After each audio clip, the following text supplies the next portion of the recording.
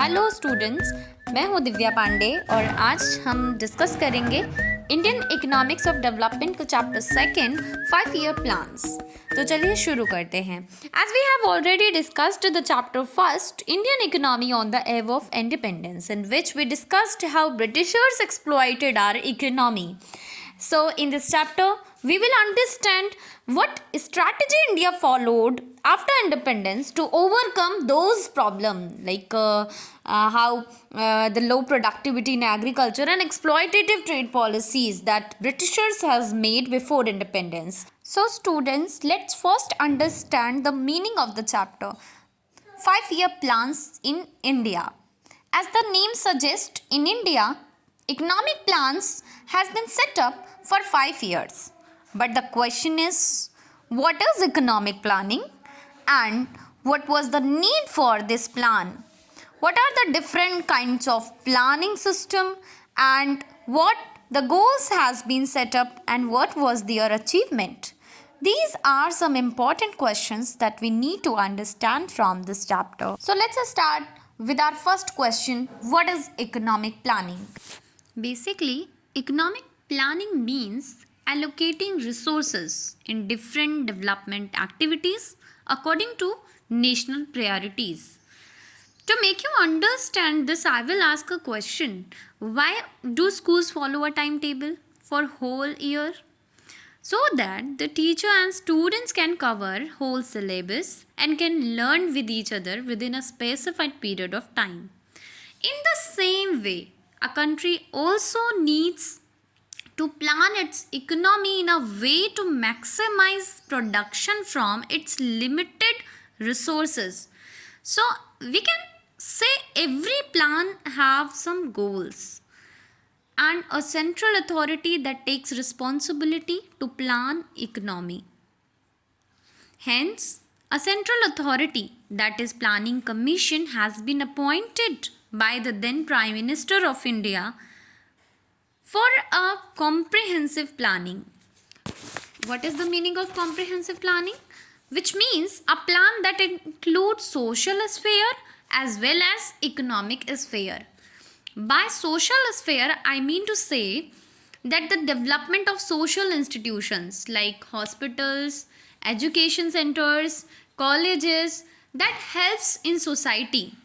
And by economic sphere, I mean development of agriculture, industry and transportation, trade, that will further increase the revenue. Hence, a planning commission was established on 15th March 1950 under the chairmanship of the Prime Minister, and the planning commission was given the responsibility of formulating 5-year plans.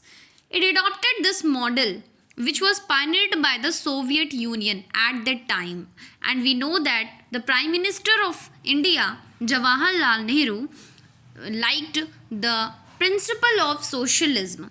That is why the 5-year plans has been adopted. This commission was chaired by India's Prime Minister, and it also includes Deputy Chairperson and several other full-time members. The Planning Commission was charged with the responsibility of drafting plans and policies that can maximize the production and balance the usage of scarce resources.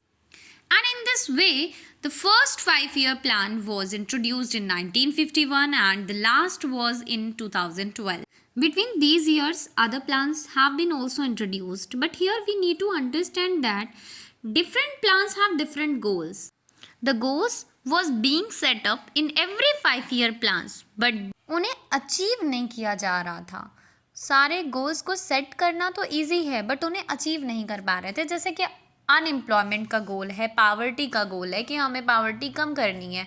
ये हमारे third 5-ईयर plan में इस गोल को हमने set किया, but वो आज तक अचीव नहीं किया गया है.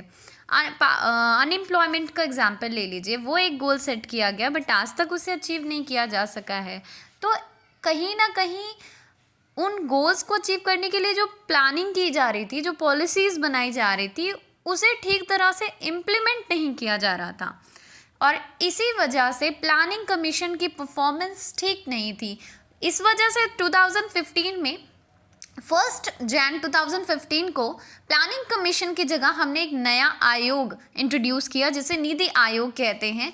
It's full form is national institution for transforming India, जिसके चेयरमैन होते हैं प्राइम मिनिस्टर और इन्हीं के द्वारा एक अपॉइंटेड वाइस चेयरपर्सन होते हैं। गवर्निंग काउंसिल होती है जिसमें स्टेट मेंबर्स, स्टेट के सभी सीएम्स और यूनियन टेरिटरीज के गवर्नर्स होते हैं। इसमें कुछ फुल मेंबर्स भी होते हैं, कुछ पार्ट टाइम और कुछ फुल टाइम मेंबर्स होते हैं। But NITI Aayog is different from planning commission because it is an advisory body, which means it has no power to impose policies on the states, and also it has no power to allocation of funds for development projects, while planning commission have these powers. तो अब हम कुछ 5 year plans जो है और उसके objective को देख लेते हैं, जिसमें से हमें कुछ इंपॉर्टेंट लर्न करना है। जैसे कि फर्स्ट 5 ईयर प्लान एग्रीकल्चर के लिए डेडिकेटेड था। Second 5 year plan industrial development के लिए था। फिर आपको फिफ्थ 5 ईयर प्लान में याद रखना है कि पावर्टी से रिलेटेड था। यहाँ पर removal of poverty first time goal बनाया गया था फिफ्थ 5 ईयर प्लान में। फिर सेवेंथ 5 ईयर प्लान जिसमें मॉडर्नाइजेशन का कॉन्सेप्ट ऐड किया गया था। उसके बाद हमें 12th को याद रखना है जिसमें हमने सस्टेनेबल डेवलपमेंट का गोल रखा था। तो इस तरीके से आप ओवरव्यू है ये 5 ईयर प्लान्स का, जिसे आप देख सकते हैं। Now there is a question that why was the need of planning. देखो उस समय क्या था, बिफोर इंडिपेंडेंस जैसे ब्रिटिशर्स हमें एक्सप्लॉइट करके गए थे, जो हमने चैप्टर फर्स्ट में डिस्कस किया है। हमारे यहाँ पे एक विशियस साइकिल चल रही थी लो प्रोडक्टिविटी की। अब ये विशियस साइकिल क्या होता है, एक्चुअली जब आपके पास प्रोडक्शन लो होगा तो आपकी एवरेज इनकम यानी पर कैपिटा इनकम भी लो होगी, और जब लो इनकम है आपकी तो आप सेविंग भी कम करेंगे। जब सेविंग कम होगी तो इन्वेस्टमेंट भी नहीं कर पाएंगे, जिससे फर्दर इसका इम्पैक्ट पड़ता है। आपके पास कैपिटल नहीं होगा तो आप प्रोडक्शन कैसे कर पाएंगे। तो ये जो साइकिल है ये कंटिन्यूसली चलती रहती है। लो प्रोडक्टिविटी नहीं है, लो इनकम है, लो इन्वेस्टमेंट है, तो इससे आप ग्रोथ कर ही नहीं सकते। तो ये जो साइकिल थी इसको ब्रेक करने के लिए हमें इकोनॉमिक प्लान करने की ज़रूरत पड़ी। I hope you all understand. तो इतनी बातें समझने के बाद अब हमें समझना है कि हम कैसे प्लान करने वाले हैं। बेसिकली प्रोडक्शन करने के लिए लैंड, लेबर, कैपिटल की ज़रूरत होती है, लेकिन क्वेश्चन है कि इस लेबर को, जो लेबर है उन्हें रेगुलेट करेगा, उनके लिए रूल्स रेगुलेशन कौन बनाएगा। लैंड को ओनर कौन है, उसे ओन कौन करेगा, उसे कंट्रोल कौन करेगा, और इस कैपिटल को हम कैसे यूटिलाइज करने वाले हैं। तो बेसिकली इंडिया में जो भी रिसोर्सेज हैं उन्हें कौन कंट्रोल करेगा, कौन उसके लिए रूल्स रेगुलेशन बनाएगा, उसका ओनर कौन होगा।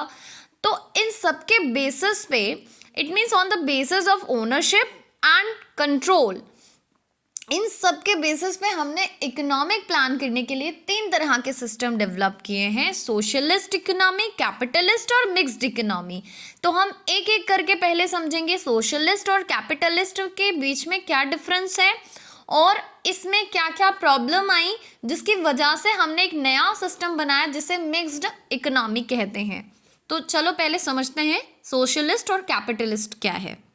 कैपिटलिज्म सिस्टम एक ऐसा इकोनॉमिक सिस्टम है जहाँ पे बिजनेसमैन खुद ओनर होते हैं अपने प्रोडक्ट के और अपने अकॉर्डिंग प्राइस चार्ज करते हैं, so that they can earn more and more profit.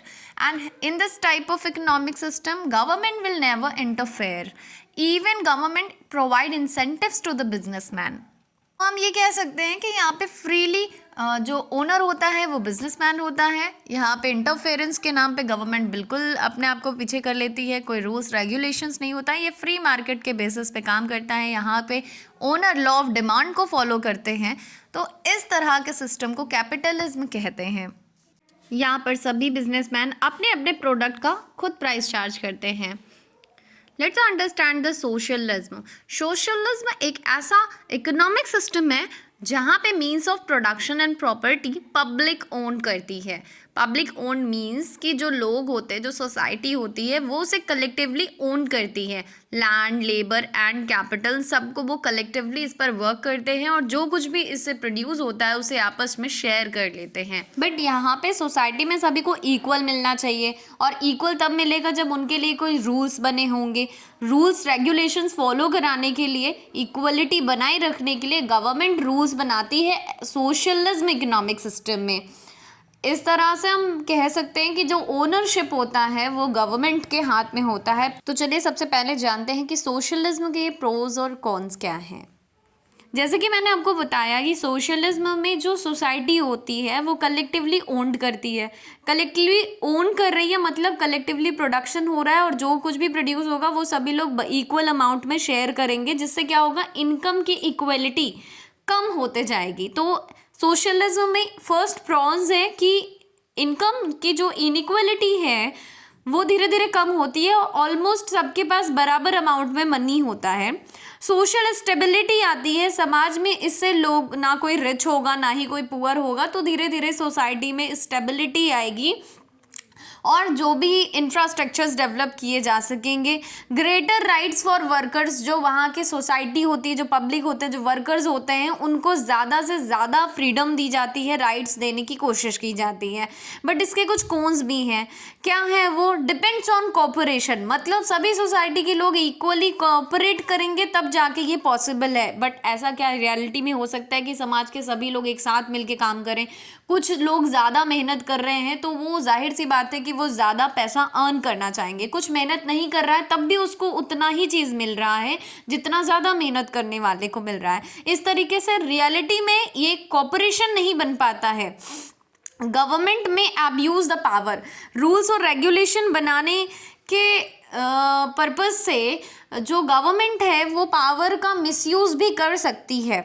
Society में अगर कोई इनोवेटेड पर्सन है जिसके अंदर एक्स्ट्रा टैलेंट है, एक्स्ट्रा एफर्ट करके वो बहुत पैसा अर्न कर सकता है, बट वो नहीं कर पाएगा क्योंकि यहाँ इक्वलिटी का कॉन्सेप्ट फॉलो किया जा रहा है। इस तरह से सोशलिज्म में जो एक्स्ट्रा टैलेंटेड लोग हैं उनकी ग्रोथ की अपॉर्चुनिटीज़ नहीं होती है। अब हम समझते हैं कैपिटलिज्म में क्या प्रोज एंड कॉन्स हैं। कैपिटलिज्म में प्राइवेट ओनरशिप होगी, जिसका मतलब है अगर मैं ही ओनर हूँ अपने प्रोडक्ट का तो मैं जितना मर्जी चाहूँ उतना पैसे चार्ज कर सकती हूँ। इस तरह से वहाँ पर मुझे जितना ज़्यादा मैं प्रॉफिट अर्न करना चाहती हूँ मैं कर सकती हूँ, क्योंकि गवर्नमेंट कोई रूल्स और रेगुलेशंस नहीं रखता है, जिससे कि कुछ समाज के लोग मेरे प्रोडक्ट को अफोर्ड कर पाएंगे, कुछ नहीं कर पाएंगे।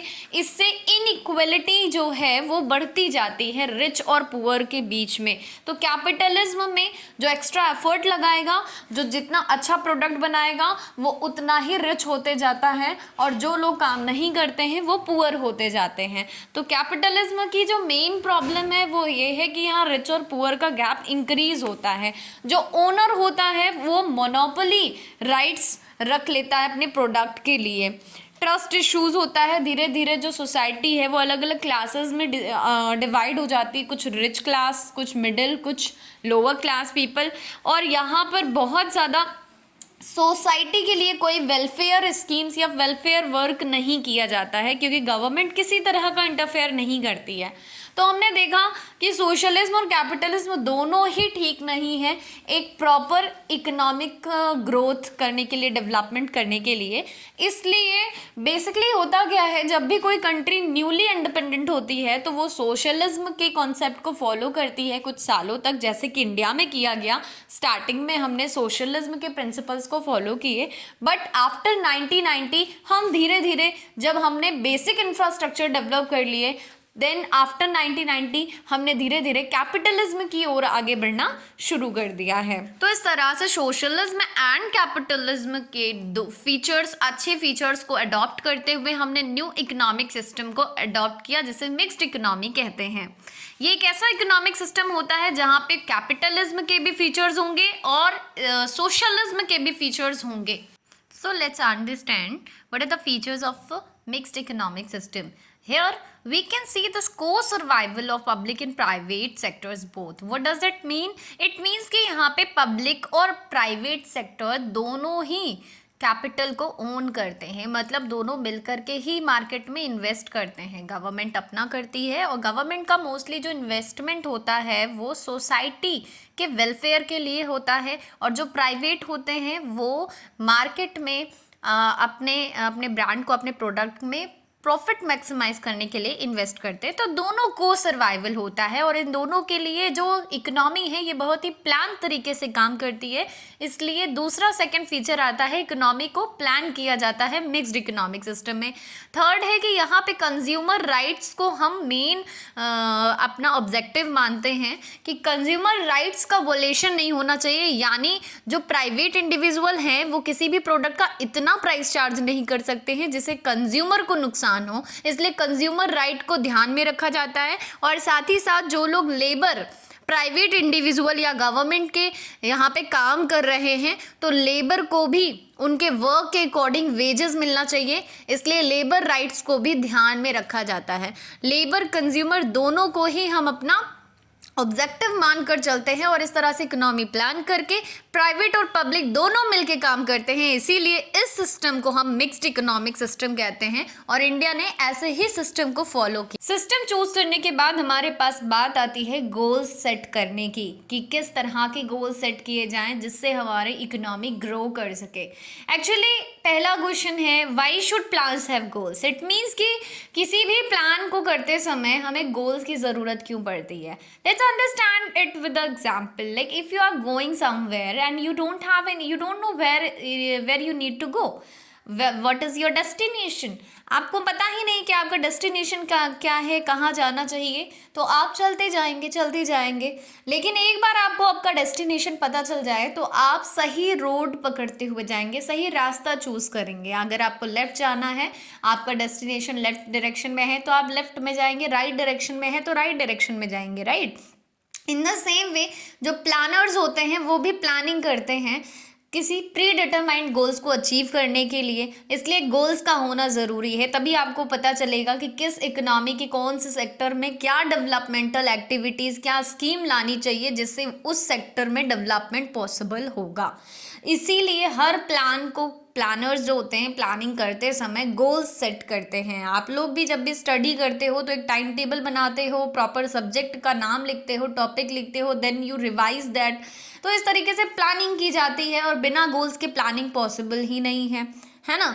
तो नाउ यू अंडरस्टैंड कि प्लानिंग में हमेशा गोल्स क्यों होता है। तो चलिए हम जानते हैं कि क्या क्या गोल्स हमारे प्लानिंग कमीशन ने सेट किए थे। कुछ लॉन्ग टर्म गोल्स एंड कुछ short term goals. Short term goals जिसे हम 5 ईयर प्लान्स कहते हैं, बट लॉन्ग टर्म गोल्स क्या आते हैं जो कि बहुत इंपॉर्टेंट है। इसमें हमें हाई ग्रोथ यानी कि जीडीपी ग्रो करनी थी, क्योंकि आपको पता है before independence economy backward situation में थी, स्टैग्नेंट थी, ग्रोथ रुकी हुई थी। इससे ग्रोथ को हमें हाई लेके जाना था, जैसे कि आज हम देखते हैं कि जीडीपी हमारी काफ़ी अच्छी है। देन रूरल डेवलपमेंट, हमारा एक और गोल था कि हमारे जो रूरल एरियाज़ हैं वो बहुत ही ज़्यादा डेवलप्ड हो, क्योंकि आपको पता है कि बिफोर इंडिपेंडेंस बहुत ही लिमिटेड अर्बनाइजेशन था। केवल 14% पॉपुलेशन ही अर्बन एरियाज़ में रिसाइड करती थी, बाकी सारी पॉपुलेशन रूरल एरियाज़ में थी। इसलिए रूरल एरिया का डेवलपमेंट बहुत इंपॉर्टेंट था, ये हमारा सेकंड गोल। देन एग्रीकल्चर का डेवलपमेंट बहुत इंपॉर्टेंट था, क्योंकि most of the population agriculture sector में लगी थी, बट एग्रीकल्चर की प्रोडक्टिविटी बहुत लो है, जिसका मतलब है कि जो जितनी ज़्यादा पॉपुलेशन एग्रीकल्चर सेक्टर में काम कर रही है उनकी इनकम बहुत लो है, क्योंकि प्रोडक्टिविटी कम है। तो जब इनकम लो है तो फिर ग्रोथ कैसे पॉसिबल होगी। फिर इंडस्ट्रीज़ का डेवलपमेंट भी इम्पॉर्टेंट है, बिकॉज सारी की सारी पॉपुलेशन एग्रीकल्चर में लगी हुई है। अगर उसमें से ज़्यादा लोग, उससे क्या होता है कि डिस्गाइज्ड अनएम्प्लॉयमेंट आता है। तो हमें एग्रीकल्चर से ज़्यादा लोगों को इंडस्ट्री सेक्टर में लाना होगा, ताकि वर्क अपॉर्चुनिटीज़ बढ़े, एम्प्लॉयमेंट बढ़े, और जिससे कि सभी की इनकम अच्छी हो सके। इनकम अच्छी होगी तो ग्रोथ ऑटोमेटिक होगी। एंड देन इकोनॉमिक इक्वलिटी, मतलब कि अपॉर्चुनिटीज़ ऐसे डेवलप करनी है जिससे हर किसी को काम मिले, और हर किसी को काम मिलेगा तो सबकी पर कैपिटा इनकम इंक्रीज होगी। तो इकोनॉमिक डेवलपमेंट जो हम करना चाहते हैं वो इक्वलिटी लाने के लिए करेंगे। फिर हमारे पास एम्प्लॉयमेंट, जो कि मोस्ट इम्पॉर्टेंट है, यानी जो भी आप इंफ्रास्ट्रक्चर डेवलप करोगे, जो भी डेवलपमेंट प्रोजेक्ट लाओगे, उससे एम्प्लॉयमेंट जनरेट होना चाहिए, क्योंकि उस समय इंडिया में पॉपुलेशन तो बहुत अच्छी थी बट लोगों के पास काम नहीं था, जिससे उनकी पर कैपिटा इनकम बहुत कम थी, 0.5% से भी बहुत कम थी। तो इसलिए एम्प्लॉयमेंट जनरेट करना बहुत ज़रूरी था।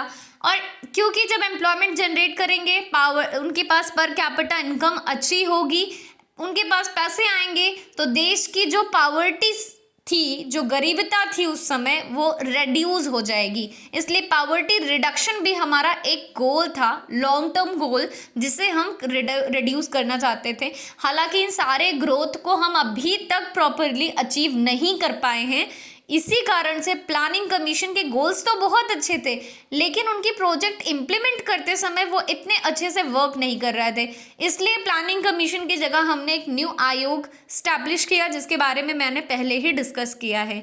तो चलिए अब जानते हैं कि कुछ शॉर्ट टर्म गोल्स, हालांकि 5 ईयर प्लान्स को भी मैंने डिस्कस किया है, बट यहाँ पर हम एक और बार रिवाइज कर लेते हैं। शॉर्ट टर्म गोल्स क्या क्या बनाए गए थे। शॉर्ट टर्म गोल्स में हमारा जो फर्स्ट 5 ईयर प्लान आया था वो एग्रीकल्चर को डेडिकेटेड था, जिसमें हम फर्स्ट ऑफ ऑल एग्रीकल्चर में प्रोडक्टिविटी इंक्रीज करना चाहते थे। सेकेंड टर्म जो हमने सेकेंड 5 ईयर प्लान बनाया, उसमें इंडस्ट्रियल डेवलपमेंट को फोकस में रखना, उसमें हमने हैवी और लार्ज स्केल इंडस्ट्रीज इस्टेब्लिश करने की कोशिश की। थर्ड 5 ईयर प्लान में हमने सेल्फ सफिशिएंसी, यानी हम खुद सेल्फ सफिशिएंट होना चाहते थे। हमारे देश में जो कुछ भी प्रोडक्शन हो रहा है, हम सेल्फ सफिशिएंट होना चाहते थे, हमें किसी और कंट्री से इंपोर्ट ना करना पड़े, इतना सेल्फ सफिशिएंट होंगे। देन हमने फोर्थ 5 ईयर प्लान में क्या रखा कि सेल्फ रिलायंट होना है, मतलब फाइनेंशियल रिसोर्स के लिए भी हम किसी कंट्री पर डिपेंड ना हो, इतना सेल्फ रिलायंस होना चाहते थे। जाहिर सी बात है, जब आपके पास कोई इनफ चीज़ होगी, आपने पहले से ही इतना खरीद के इतना आपने प्रोड्यूस कर लिया है, तो आपको दूसरे देश से मांगने की ज़रूरत नहीं पड़ रही है, तो आप सेल्फ रिलायंट होंगे। इसलिए थर्ड में सेल्फ सफिशिएंसी और फोर्थ में सेल्फ रिलायंट का कॉन्सेप्ट हमने रखा। देन फिफ्थ 5 ईयर प्लान में गरीबी हटाओ, यानी रिमूव पॉवर्टी, ये कॉन्सेप्ट हमने लाया। सिक्स्थ में लिबरलाइजेशन, मतलब कि प्राइवेट सेक्टर के लोगों को ज़्यादा से ज़्यादा फ्रीडम दी जाए इन्वेस्ट करने के लिए।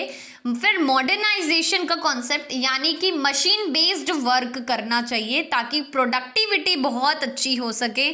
फिर हम नेक्स्ट में एट्थ में ह्यूमन रिसोर्स डेवलपमेंट, यानी एजुकेशन, हेल्थ, लोगों की एजुकेशन को बहुत हाई लेवल तक लेके जाना चाहिए।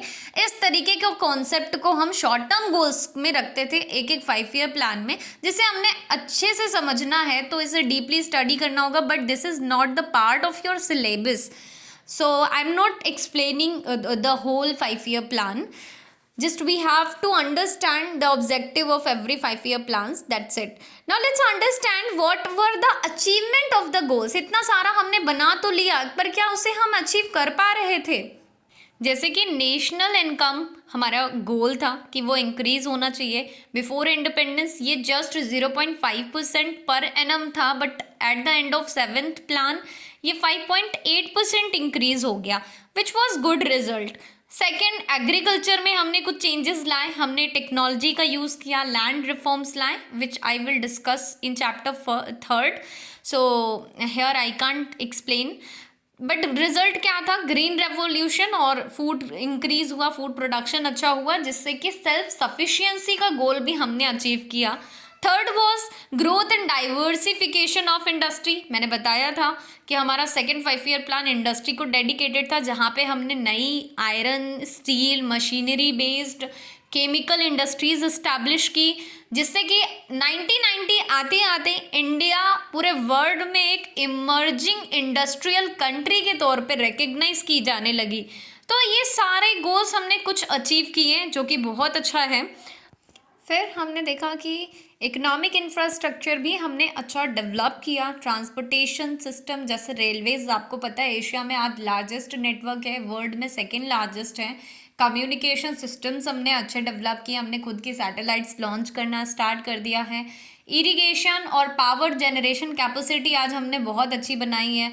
सोशल इंफ्रास्ट्रक्चर की बात करें तो हेल्थ फैसिलिटीज़, एजुकेशन को हमने 14 ईयर्स तक के बच्चों के लिए फ्री ऑफ कॉस्ट किया, मिड डे मील जैसे स्कीम ले आए।